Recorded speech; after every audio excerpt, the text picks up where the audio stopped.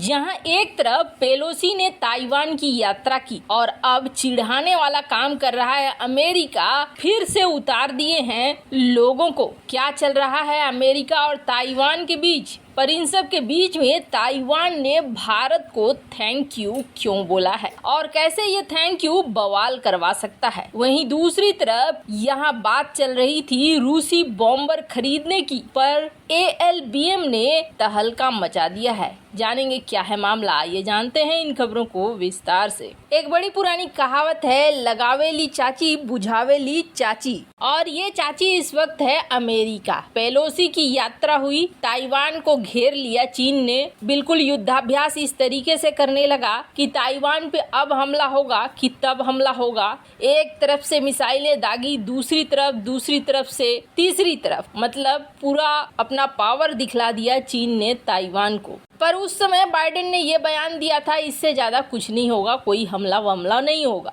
चलो वहां पर भी आग में घी डालने का काम किया, लेकिन बाद में चीन ने अपने युद्धाभ्यास को बंद कर दिया। अब मामला, जब चीन ने युद्धाभ्यास को बंद कर दिया तो मामला बढ़ा नहीं और ये लड़ाई हुई नहीं, तो फिर अमेरिका अपने हथियारों को कैसे बेचेगा या अमेरिका चीन को कैसे काउंटर करेगा। अब एक बार फिर से नैन्सी पेलोसी की यात्रा के 12 दिन बाद 5 अमेरिकी सांसदों का एक डेलीगेशन ताइवान पहुंचा है और ये सांसद अमेरिकी वायुसेना के बोइंग C-40 विमान से ताइवान पहुंचे हैं। अमेरिकी सांसद राजधानी ताइपे में ताइवान के बड़े अधिकारियों से मुलाकात कर रहे हैं और कई मुद्दों पर बात कर रहे हैं। अब अमेरिकी सांसदों के ताइवान पहुंचने से चीन का गुस्सा और ज्यादा भड़क सकता है, या फिर ये कहें कि अमेरिका इस गुस्से को और ज्यादा भड़काना चाह रहा है। हालांकि अमेरिका जो चीन के साथ कर रहा है वो गलत नहीं है, लेकिन हाँ,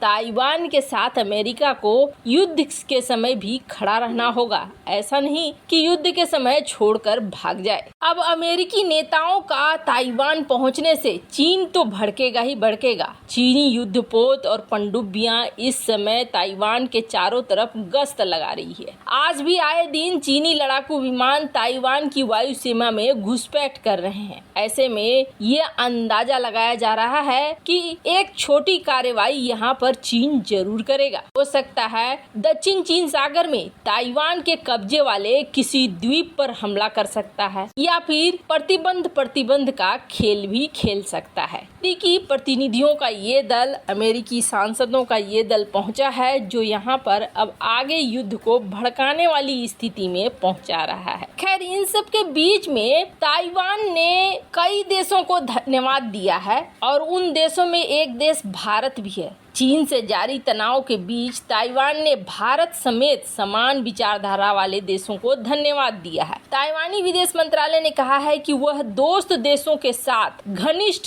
संबंध बनाए रखना चाहता है और अपनी आत्मरक्षा को बढ़ावा देगा। अब मामला क्या है? मामला ये है कि ताइवान यानी रिपब्लिक ऑफ चाइना, इसने 50 से अधिक देशों को ये कहा है कि हम आपको धन्यवाद देते हैं। वहीं चीन ने 160 देशों को कहा है कि हम आपको धन्यवाद देते हैं। 160 देश चीन के अनुसार वन चाइना पॉलिसी का समर्थन कर रहे हैं। वहीं ताइवान के अनुसार 50 देश हैं जो ताइवान की नीति का समर्थन कर रहे हैं। अब ताइवान भारत को थैंक यू क्यों बोल रहा है? तो इसके पीछे कारण ये है कि भारत ने वन चाइना पॉलिसी के बारे में जो अपनी स्टेटमेंट दी उसमें कुछ भी नहीं बोला। भारत ने ये कहा कि जो स्टेटस है वो स्टेटस बदला जाना नहीं चाहिए और ताइवान इस बयान को अपने पक्ष में मान रहा है। वहीं भारत ने जैसे ही ये बयान दिया वैसे ही चीन की तरफ से भारत को बार बार रिक्वेस्ट किया जा रहा है कि आप वन चाइना पॉलिसी का समर्थन करो। आप अपने बयान में बोलो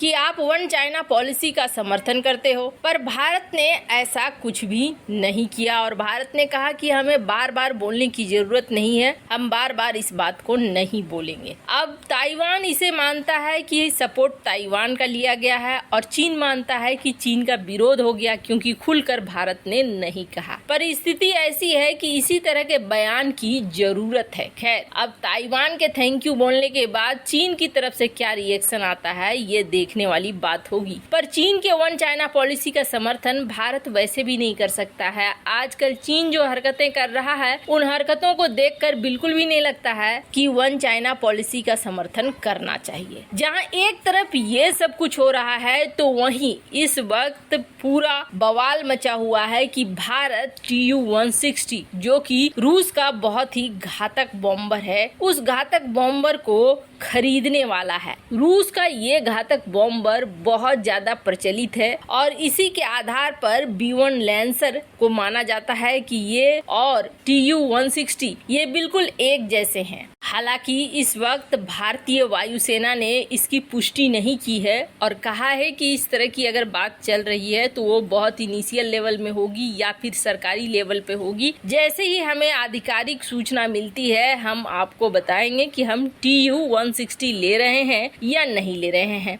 अमेरिका इस चीज को ये मान रहा है कि भारत एक दबाव बना रहा है अमेरिका के ऊपर कि आप हमें B-1 बॉम्बर दे दो वरना हम रूस के Tu-160 की तरफ मुड़ेंगे। अब इस पे क्या आगे सरकार निर्णय लेती है वो तो आने वाले समय में पता चलेगा। लेकिन ऐसा नहीं है कि भारत अपने लिए कुछ नहीं कर रहा है। ये जो इस वक्त हलचल मची हुई है स्ट्रेटेजिक बॉम्बर को लेकर, तो इसके अलावे भारत एक बहुत ही खास प्रोजेक्ट पर काम कर रहा है। भारत का DRDO इस चीज पर बहुत ही ज्यादा फोकस होकर काम कर रहा है। ये जो स्क्रीन पर देख रहे हैं आप, ये रूसी MiG-31 विमान है और ये जो रूसी MiG-31 विमान है ये अपने साथ एक किंजल मिसाइल को लेकर जा रही है। किंजल मिसाइल KH-47M2 इसे लेकर जा रही है। किंजल मिसाइल रशियन मिसाइल है जिसका हाल ही में बहुत ज्यादा इस्तेमाल किया रूस ने यूक्रेन के ऊपर। ये एक हाइपरसोनिक बैलिस्टिक मिसाइल है और इस मिसाइल के जरिए बहुत ही बुरी तरीके से पुतिन ने हिमरस को बर्बाद भी किया।